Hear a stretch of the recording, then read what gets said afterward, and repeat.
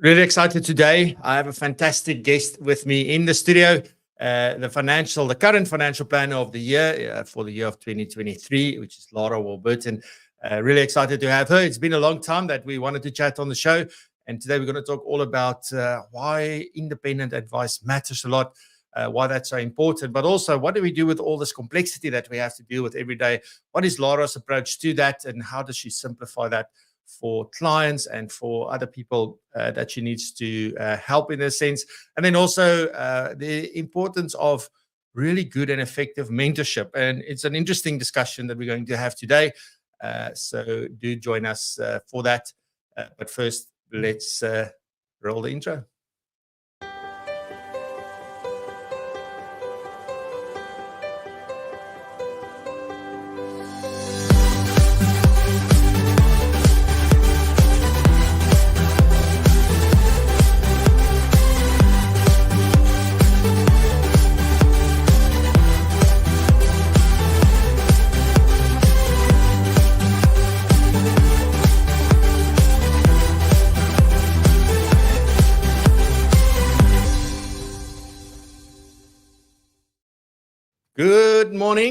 Good morning. And here we are back after a short little break. So happy to be back. Actually, I'm getting goosebumps as I say that, and it's not the cold.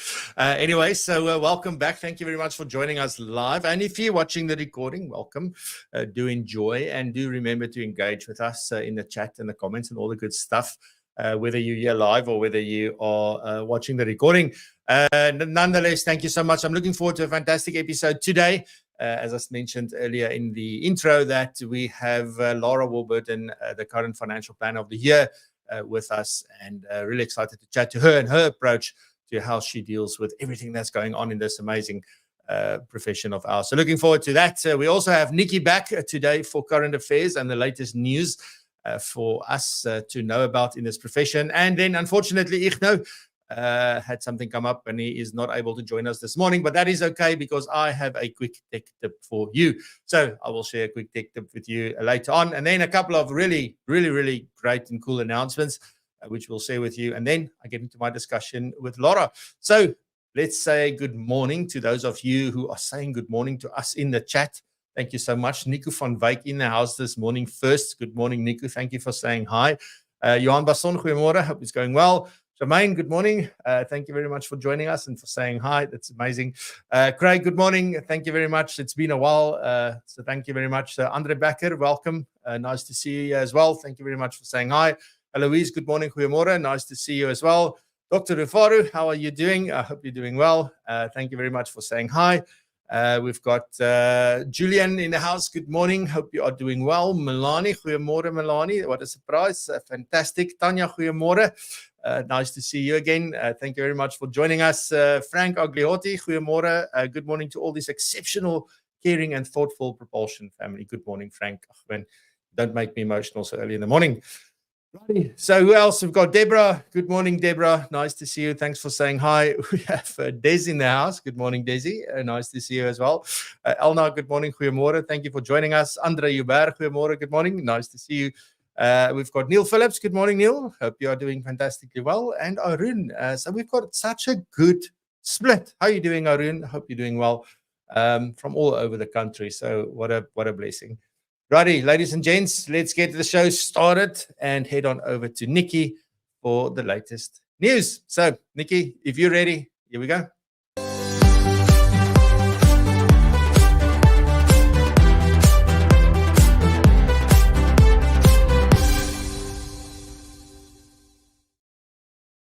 Good morning, everybody. It is a nice, beautiful day in Johannesburg today, and I am at the FPI offices, and I've got three things that I thought you might be interested in this morning.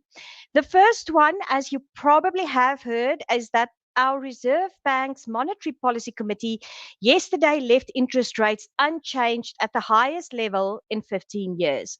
So for the seventh straight meeting, the repo rate was once again kept at 8.25%. But there seems to be some dissent, though. 4 members of the MPC voted to keep the rates unchanged, but 2 voted for a cut of 25 basis points. So the governor of the Reserve Bank said that the committee assessed that an unchanged stance remained appropriate given the inflation risks at this point. However, some members were of the view that the inflation outlook had improved enough to reduce the degree of restrictiveness. Now, Kanyaya differed from them, and he said that the outlook for inflation has improved somewhat, and the MPC now expects headline consumer price inflation of 4.9% for the year, compared to its previous forecast of 5.1%. Over the next few quarters, headline inflation is expected to dip below the 4.5% midpoint, mainly because of fuel and food prices, and this outlook is supported by the stronger rand. However, the MPC has been adamant that local rates won't be lowered before inflation moves closer to the 4.5% target level. So hopefully some hope for us in the near future if they can get this inflation under control. Then in the second story, if I open up any social media news, internet, everywhere we've been reading about the two-pot, given that the 1st of September is heading towards us very fast.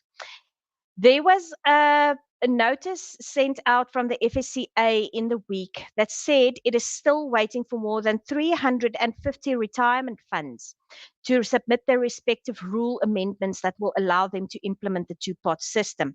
So Zarina Kamruddin, head of fund governance and trustee conduct at the FSCA, said that they have to approve and register the amendments of every single fund before that fund will be allowed to consider claims from their members who want to access money after the 1st of September from the new two-pot system.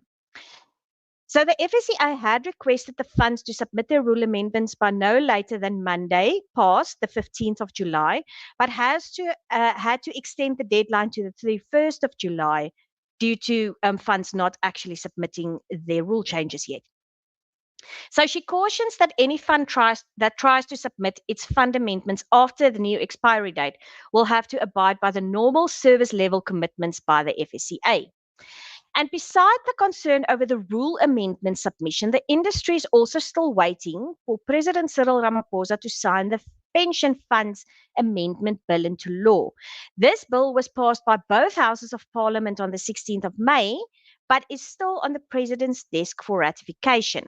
On the 1st of June, the President signed the Revenue Laws Amendment Bill into law, but the FSCA needs the Pension Funds Amendment Bill to be signed before all of these rule changes can actually be properly approved. In the meantime, they are just approving in principle so that the funds know that they will be okay come 1st September.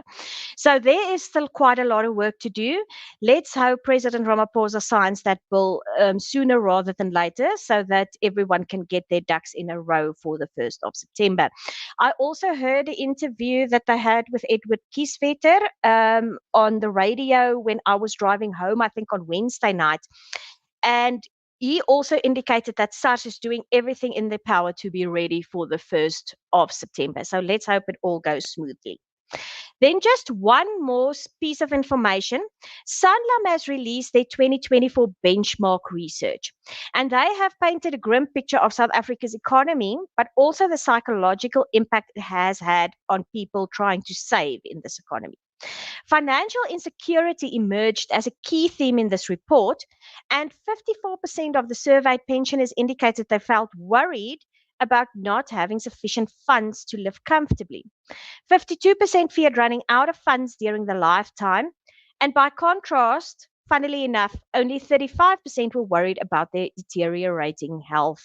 So the financial insecurity is even more important to these pensioners than their health considerations.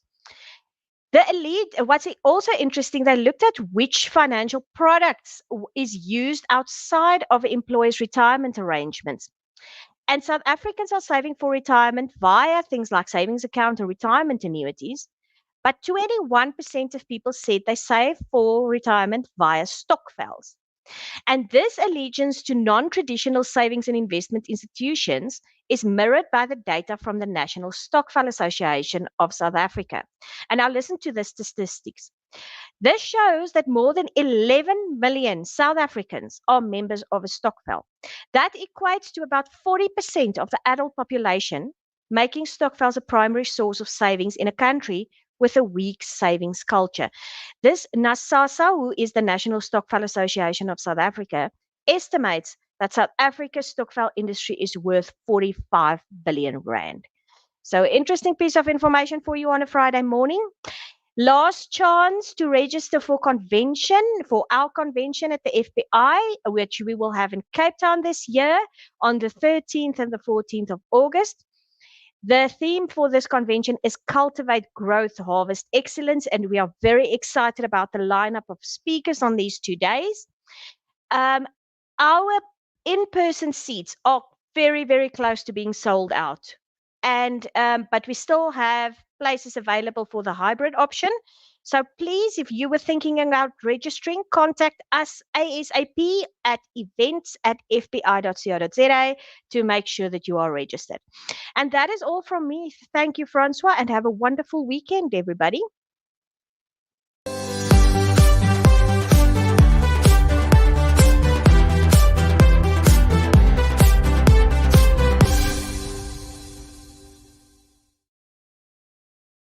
Thank you very much, Nikki. I feel under pressure today because now there's nobody in between you and me. Now it's me up next with a quick tech tips. Thank you so much.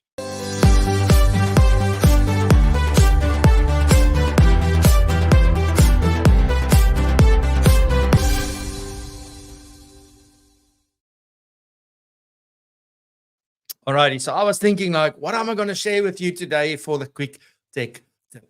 And I think one of those things that are really annoying is 2 things. It's related to the same thing. The first thing is that, what was that password that I chose? And the second thing is, let me use the same password over and over again. And then you get these notifications to say like, not a good idea, because if your password gets stolen somewhere, then they've got access to basically everything, because usually it's your email address and the same password. So not a great idea. So if we start thinking about cybersecurity and we start thinking about all these good things, then that's important. So I used to in the past use a specific password manager for this. And then lo and behold, it was not the best of choices. Anyway, that's fine. I didn't get hacked, luckily, but I know that they had a breach, and they did not really tell everybody until quite a few months later, or like a month or something later. So I went on the hunt like more than a year and a half ago to go and look for a new password manager. But this time, 2 things. I really did my homework. And secondly, I'm paying for the damn thing. So very important that we often, looking for what are free options. Let's use the built-in stuff in our browsers, etc., etc. But that's usually a problem. And also, I have a team of people that need access to certain aspects, whether it's for finance or whether it's for marketing or whatever it may be. They may need access to other things. So now, in certain instances, we can't do like additional users for them, and they've got to log in with my details and things. So how do we then share this information within the business? So that was another requirement that I had. And I believe that many of you will have the exact same requirement. So I am happy to say that I chose one of the top rated. I think it was rated the second best. Didn't go for number 1. Don't know why. Sometimes you look at 2 things and you're just more drawn to one than the other.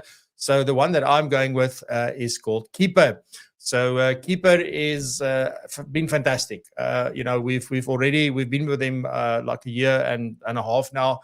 And without any issues, it works. It works across our devices. It works across different browsers, and it just works.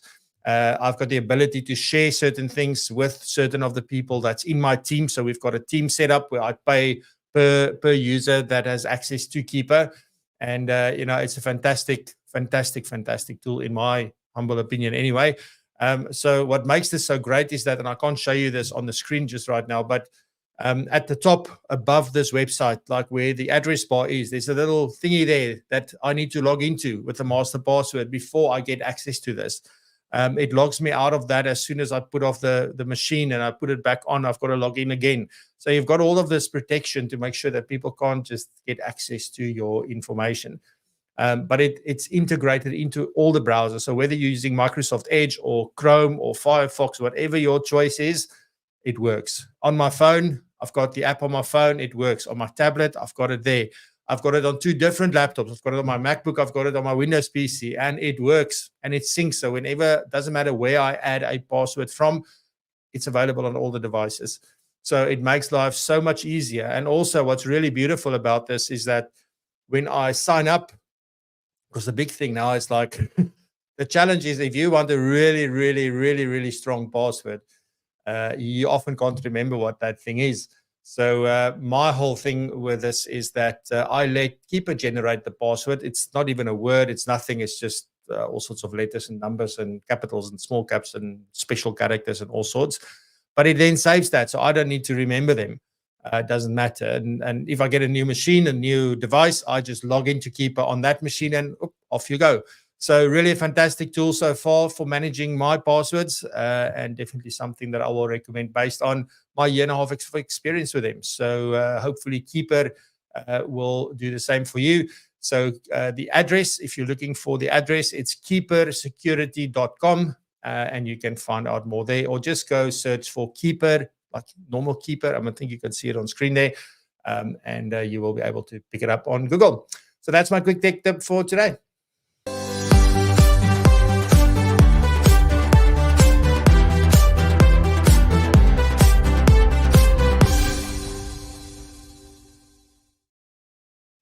Hey man, we are flying through today's show, which is great.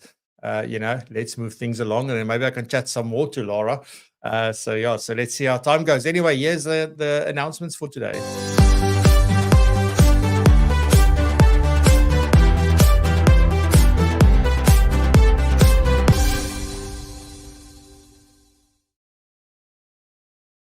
Alrighty, fantastic. There are really a couple of things that I want to share with you today.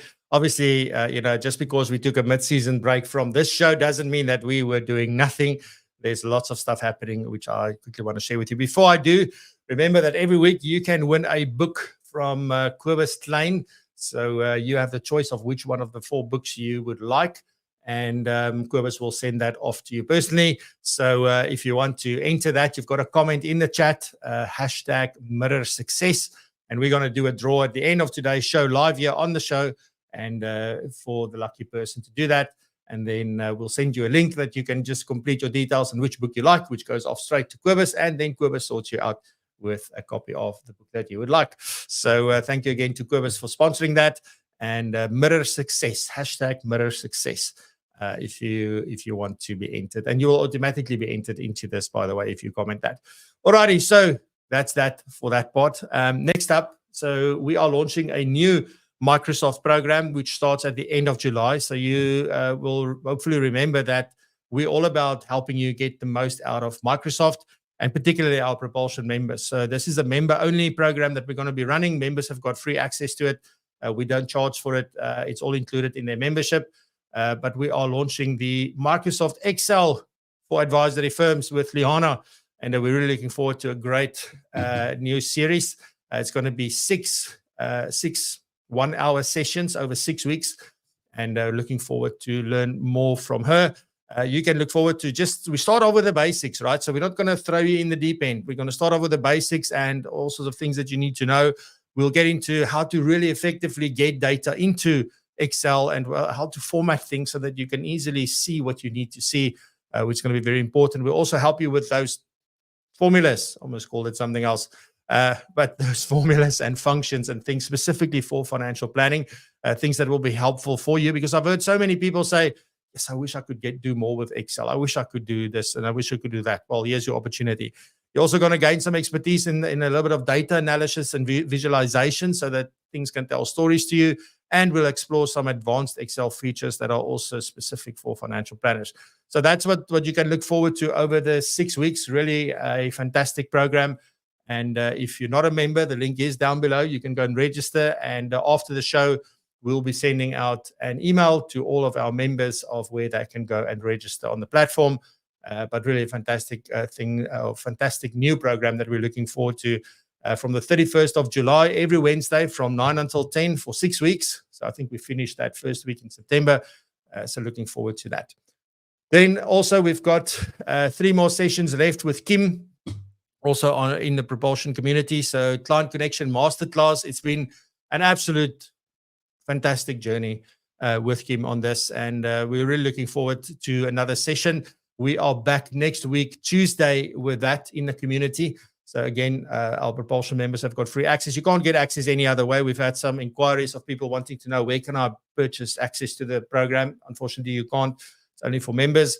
But it is a fantastic, fantastic practical program. Insights from various different people. I like the way that Kim incorporates her practical experience and her thinking also with video content where she's actually interviewed people, where she attended courses, etc. So it's really, really an incredible experience, and she gives us tools and all sorts of things that really helps us connect better with our clients. So, which is just amazing. Then we've been really, really lucky that we were able to, we'll say lucky, proud, I would say is the word.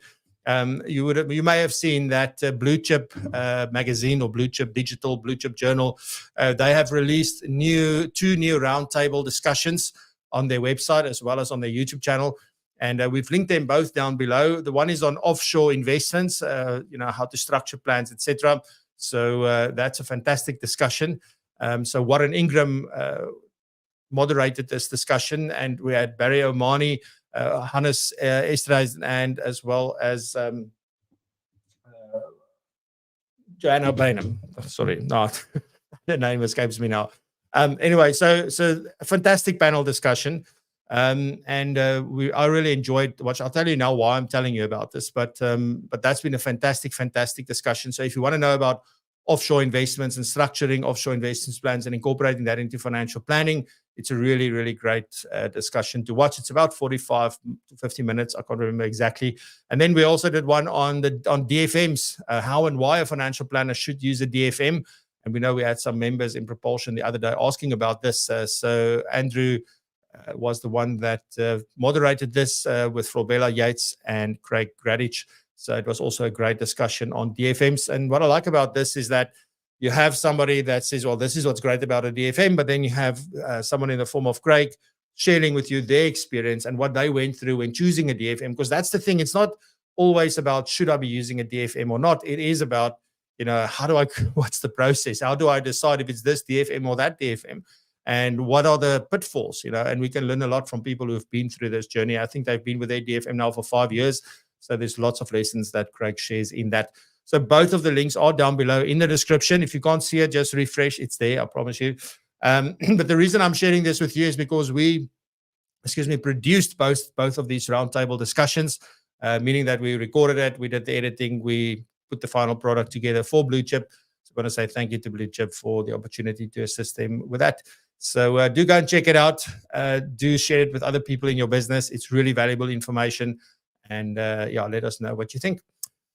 Then just quickly, lastly, before we move on to Lara, just again, if you missed it, hashtag mirror success. If you want to be entered into the lucky draw at the end of today's show for Quibus's book, and you can choose which book, and he will send it off to you then after that. Alrighty, so let me just make sure that I've got everything that I had to do. Yes, fantastically well. Ladies and gentlemen, let me introduce you to Lara.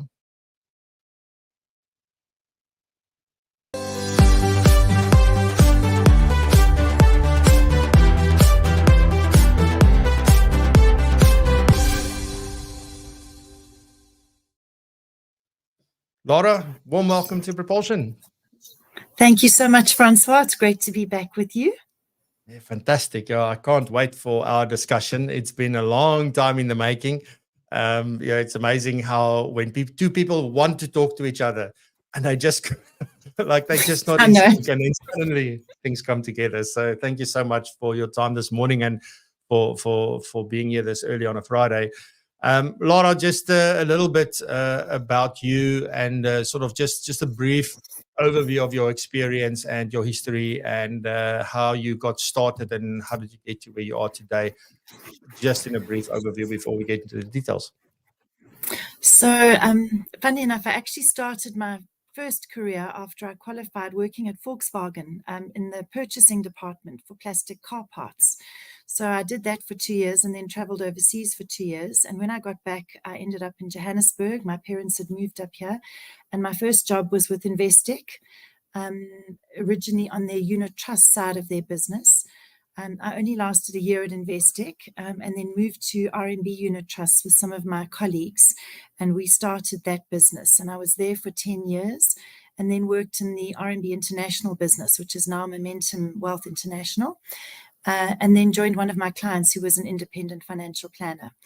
And I spent 7 years with her, and she really was my mentor and taught me a lot of what I know about financial planning. And then I've been in the industry now, well, financial planning for 22 years. So quite a long time. It's gone by really, really quickly. Always on the independent side. I know when you introduced me, you mentioned independence. But yeah, 21 years has gone by in the blink of an eye, and I think I've definitely found my calling.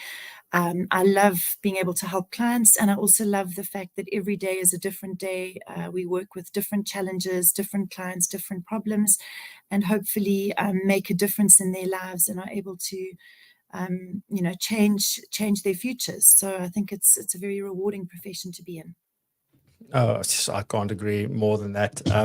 I think it's probably one of the most caring, most rewarding, and I'm not talking from a financial point of view, just from a human being point of view, it's one of the most rewarding, professions that one could be in. It's one of the most serving professions that anyone could be in, from that point of view. And obviously, I mean, there's other things that are probably more serving than this, but I mean, what an incredible place to be in. And I'm sort of quite keen to ask you this question, right? So I love business. I love entrepreneurship. I love doing my own thing. I love building my own thing. But I want to ask you, like, what made you decide to build your own financial planning firm versus, I know that independence is obviously very important to you, but why did you not join another independent firm that was already running and just build a practice there? It's a good question. So I did work for 2 other independent financial planning businesses. In fact, I say that the second business I worked for was originally an asset management business, and they had started a financial planning division. So I ran the financial planning side and considered us to be independent. But if you look at the definition of independence, if you have any product providers in your group, then you're actually not independent.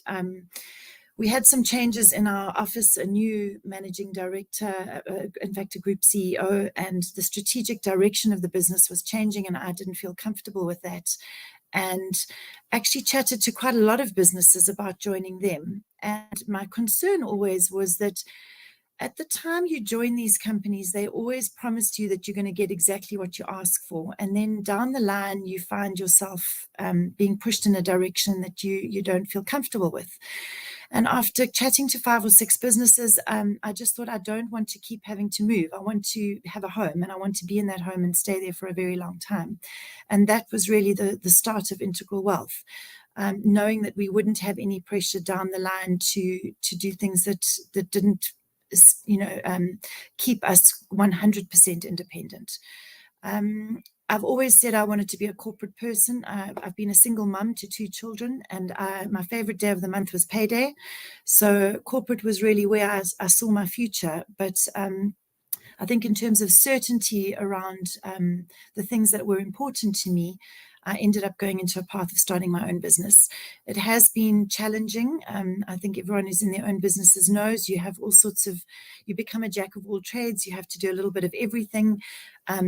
Budget is always an issue, and dealing with a range of different product providers also brings its own challenges, especially when it comes to servicing existing clients.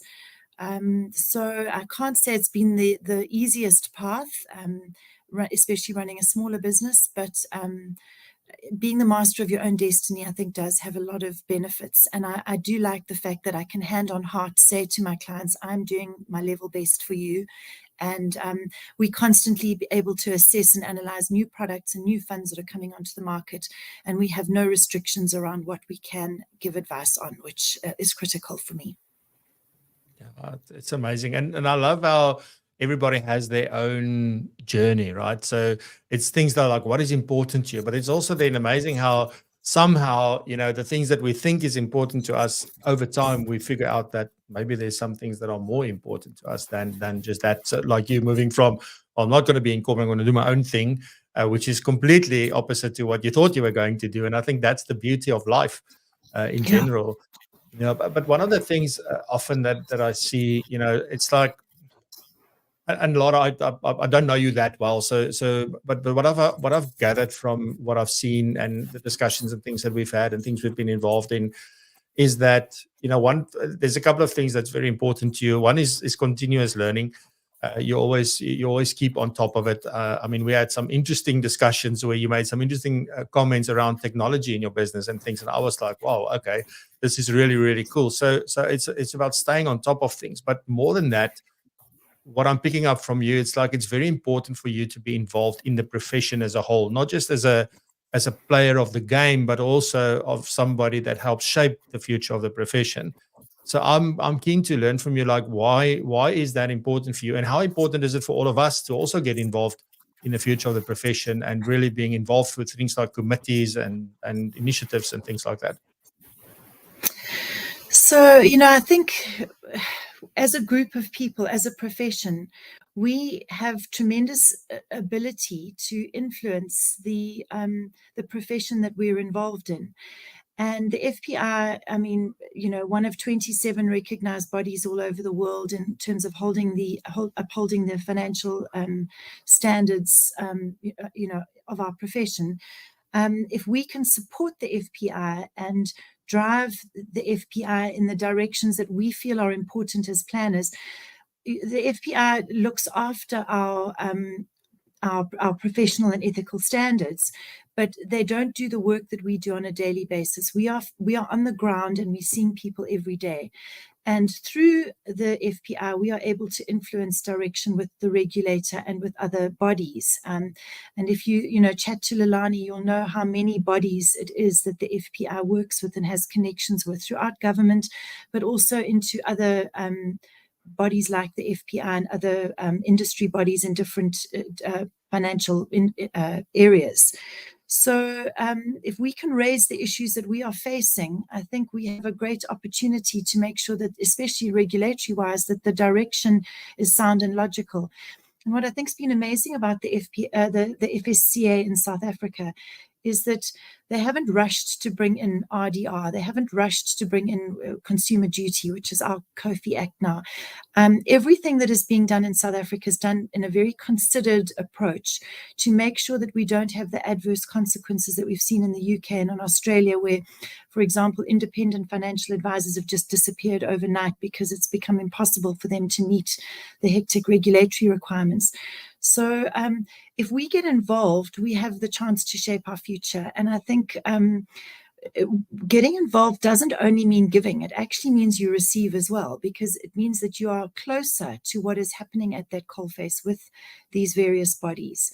So it's a win-win situation. I've also met some amazing people from other companies, other financial planners, people in corporates, and you get to have interactions and conversations that you don't have, especially if you are, operating in your own little microcosm. So I've always found it very rewarding, and I've met some incredible people that I'm close to, even though I'm not working with them anymore.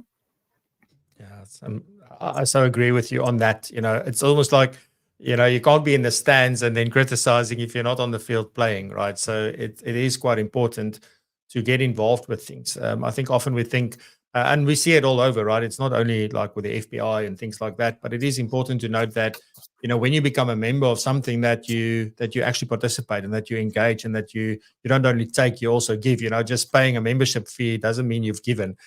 There's more to that, and there's so much that you can contribute. I think that's really what it's about. I'm also sort of keen to, you mentioned earlier that independence is very important to you and all of that. So keen to ask you, Lara, what is your definition of independence? And also then, why is it so important for you in the way that you conduct your business? So, look, independence is important to me, and I have done a lot of questioning around why it's important to me, and whether, to be honest, is it an ego thing? Is there something that says that being independent is better than being tied? And I've questioned it a lot, especially through a recent challenge that I've been through. And I haven't been able to answer the question yet. Maybe it's just habit, and it's because it's the way I've always defined what I do. I think there are various stages of independence. So we are sort of right on the one end of the spectrum where we have contracts with, I think, 28 different companies. And when clients come to see us, we are able to take on business that is with just about anyone. So we don't have to move the business to a platform that we have a contract with. We can look after them wherever they are. And that's been one of the big things, especially with the traditional life company products, the products with lock-ins and penalties if you do Section 14 transfers or make any changes to the portfolios. Or make them paid up. COVID was a good example. We had clients who had no work and they had life policies and big RA premiums going off their bank accounts and no income. And we had to now look at their portfolios and see how we could help them. And, it was really a case of kicking someone when they were down, because it was bad enough that they didn't have any revenue, but now they were getting penalized on their pensions and penalized on their life cover when they tried to make changes. So it just reiterates for me the importance of being able to offer a whole of market. I mentioned there's a spectrum of independence. It is tough being an independent financial planner. You don't get the service from the call centers that the tired companies do.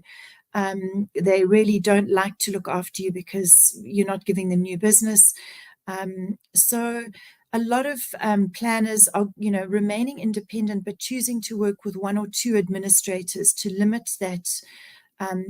It's not just the hassle of working with all the different companies. It's the fact that you need to be accredited on all their products every year.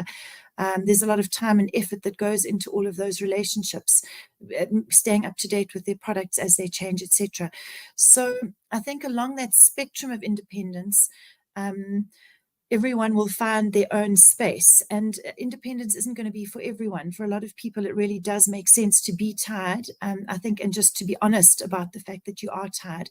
I've also met a lot of clients who have believed that the person who's been giving them advice was independent, and then I find that everything is with one institution and in that institution's funds as well.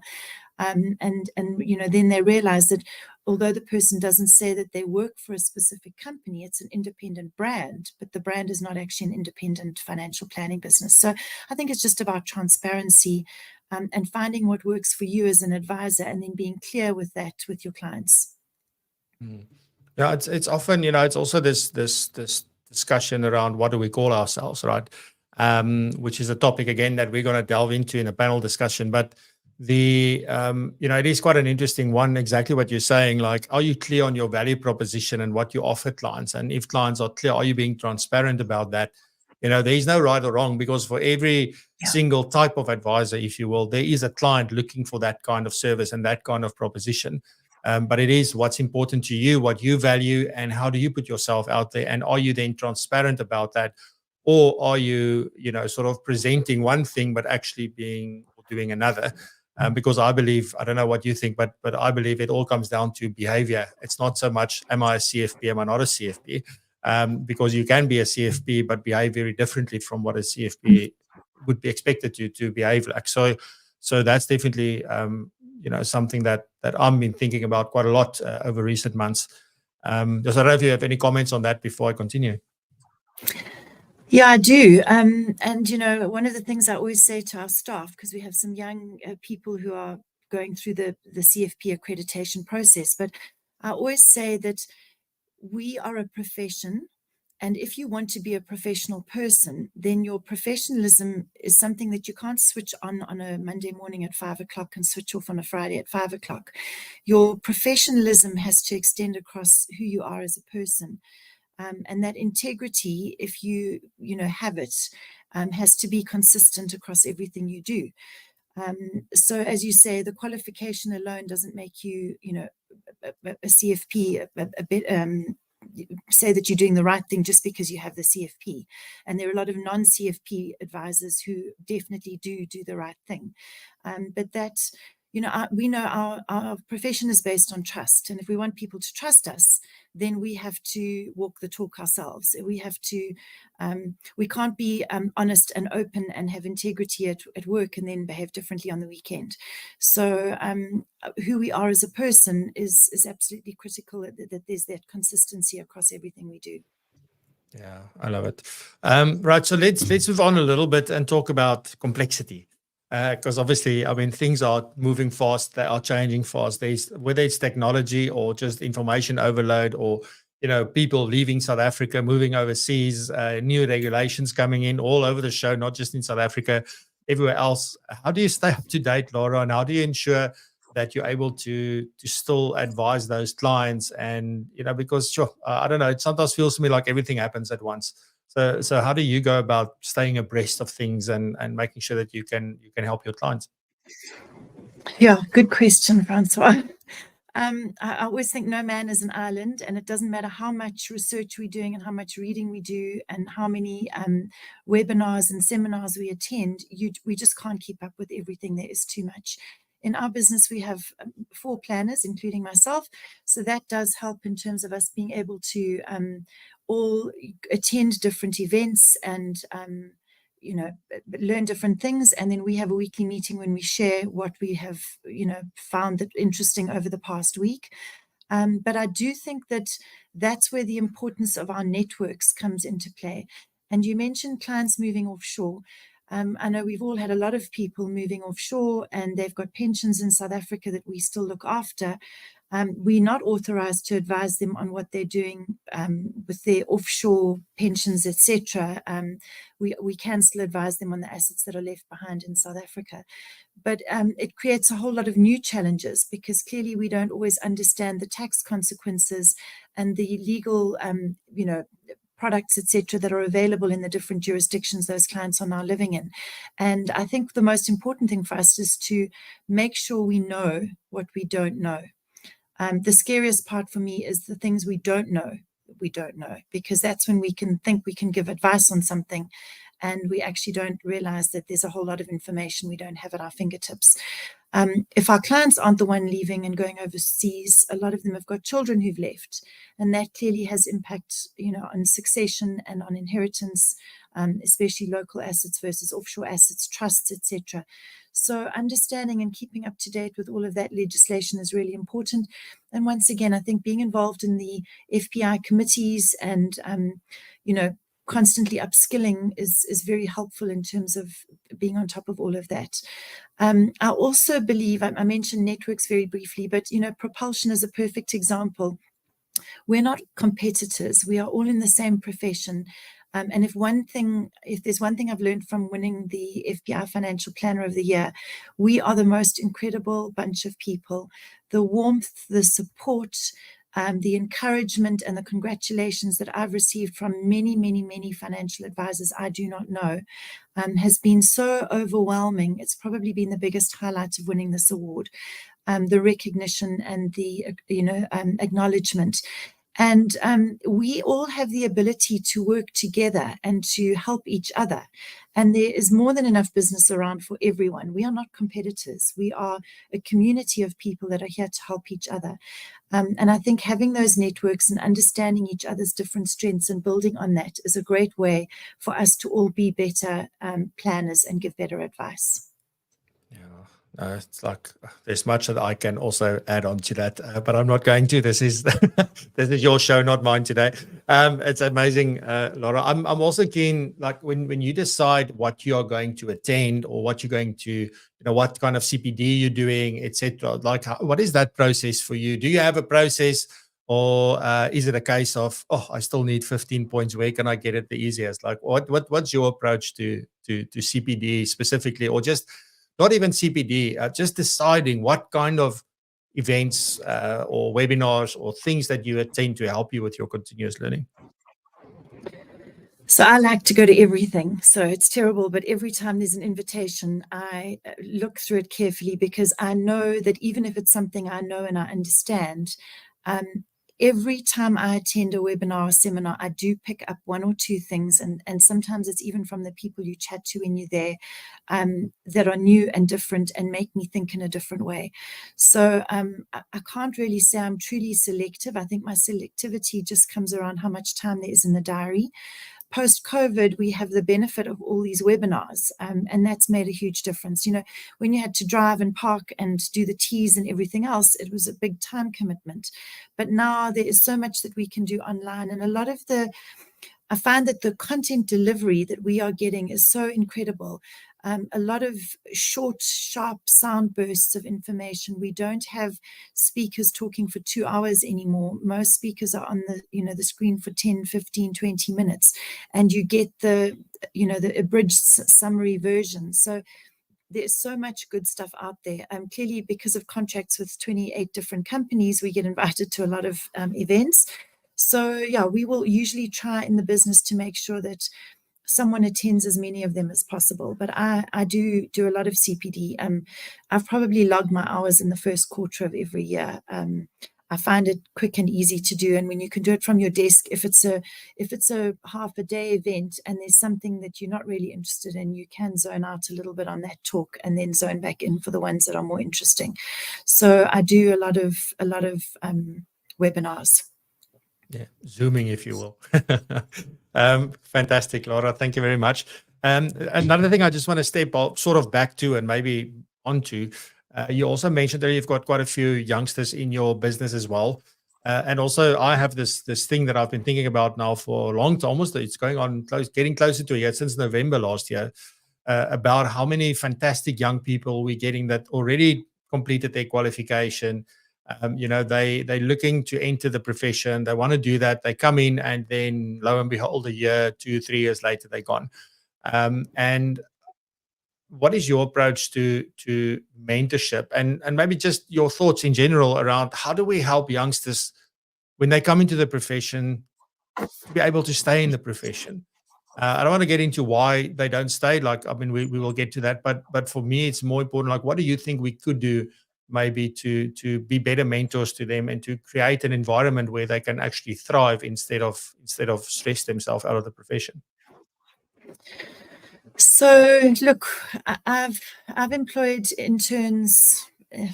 In fact, over the last 20 years, I've always had an internship program going. At the moment, we've got 3 staff members who originally joined us as interns from the ASISA internship program. The first 2 ladies joined us in COVID, and they are currently writing their final University of the Free State exams November this year, and hopefully doing their boards early next year. And then the third intern that we appointed has actually done her postgrad diploma in financial planning. She just needs to write the board, but she's only been with us for a year and a half now. So they've joined us in their permanent roles as administrators, and the process has been to really, I think, first teach them the basics around the administration side, but more and more now to get them involved on the financial planning side.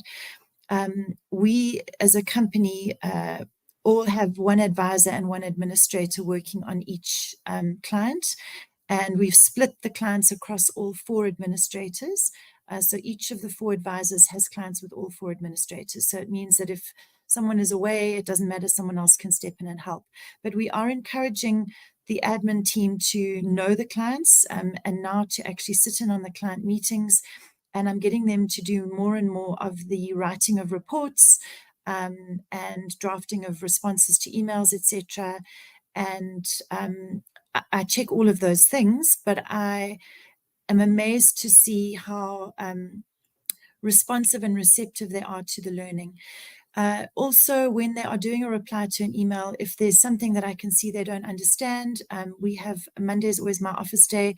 I have a whole session where we do training, and we will talk about, for example, the various different types of trusts and why people will use a trust, and the difference between a testamentary trust, a special trust, etc. And then we'll just have like a little 20-30 minute session. So I think every single week they go home with new learnings and things that they haven't picked up through the postgrad diploma in financial planning. And, I said right at the beginning, one of the things I love about what we do is that every day is different.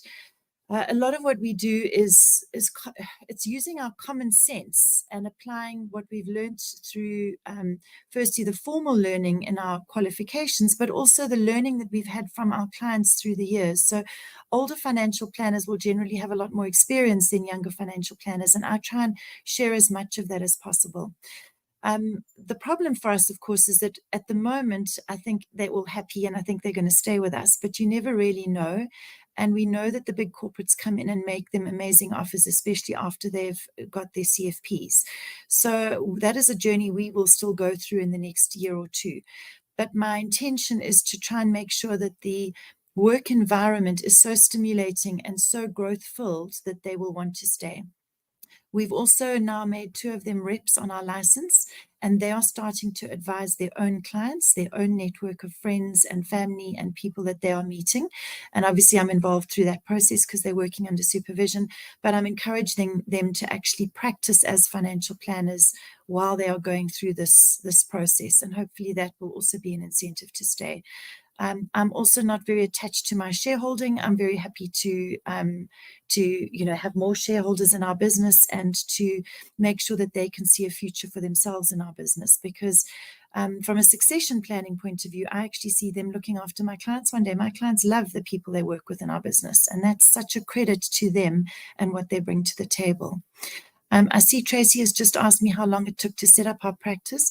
The setting up was always quite quick. We've been going for 8 years, but I think because I've been doing this for 22 years, it's quicker and easier each time you put all the compliance, etc., into a new business. So it didn't take us long to be up and running, maybe 6 months.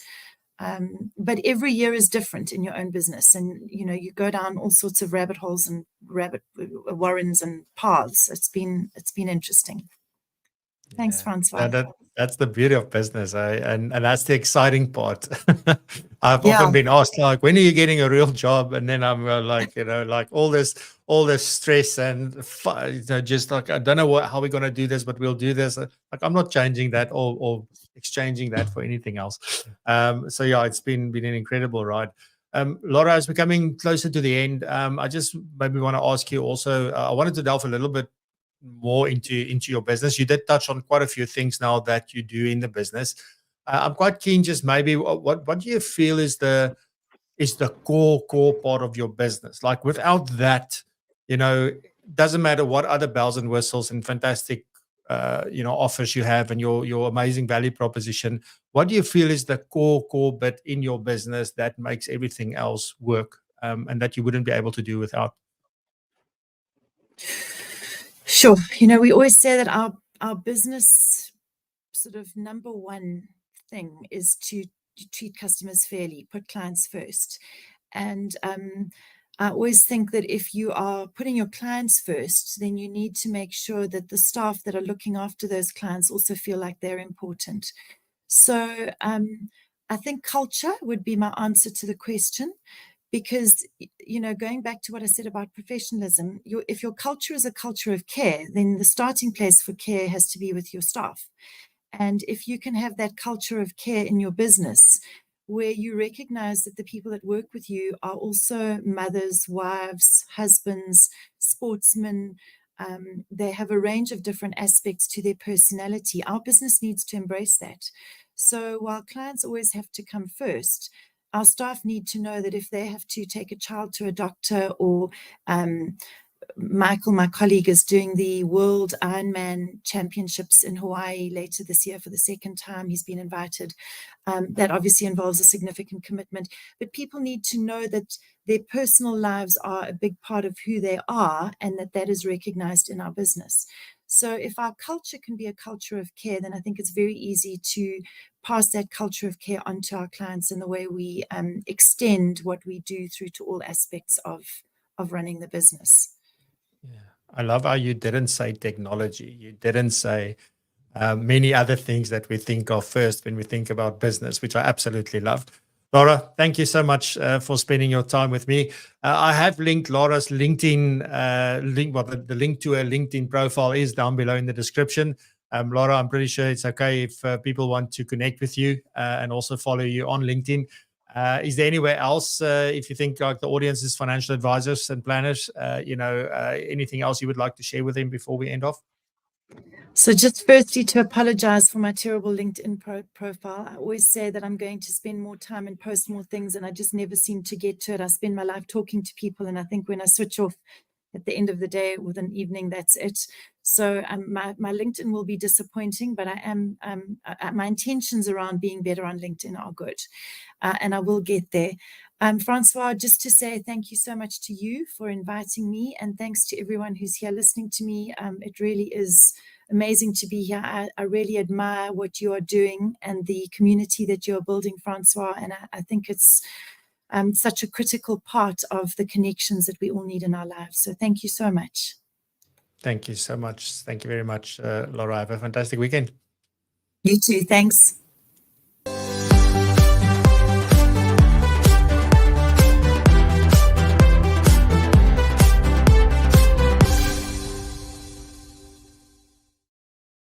Alrighty, brilliant stuff. That was an amazing discussion, wasn't it? So next up, we are going to do the live draw for the book. But before I do, I just briefly, there was a couple of good comments here that I just wanted to highlight. I like this one by Andre. Andre said, professionalism and ethics extends past working hours. Yes. I loved how Lara also positioned that. So fantastic. Frank shared that the true test of a man's character is what he does when no one is watching. John Wooden, mentor and friend to John C. Maxwell, said that. And then Frank also said, I love the approach of developing people from administration through to becoming professionals, professional financial planners. And this established such a good foundation. Thank you very much, Lara. Fantastic. Righty. So let's do the draw. And let me just bring this on stage because otherwise it doesn't really help us if we do that. So let me just make this a little bit bigger, hopefully. So let's see. Where did this thing go? Okay, so there we go. Righty. So we've got 23 people in the draw. Thank you very much. Hashtag mirror success if you want to slip one in there. But we're about to do the draw. So this is happening live on air. Thank you very much for participating. And let's see who it is that we will be announcing as the winner. Who's winning a book from Kobus and Gillian? There you go. Absolutely fantastic. The crowd is going wild. So thank you very much for participating. Gillian, I will be sending you some details. If you don't mind, please, I don't know if I've got your detail. I'll go have a look on LinkedIn. So I'll either send it to you via LinkedIn or if you can, send me your details via WhatsApp, and I will make sure that this gets to you or that this gets to Kobus to get his book to you. Anyway, ladies and gentlemen, that's a wrap for today's episode. Thank you very much for joining us. We'll be back next week with another fantastic episode. Really looking forward to another good one. And until then, stay safe, be blessed and prosper. Enjoy your weekend and continue to raise the bar. Love you. Bye-bye.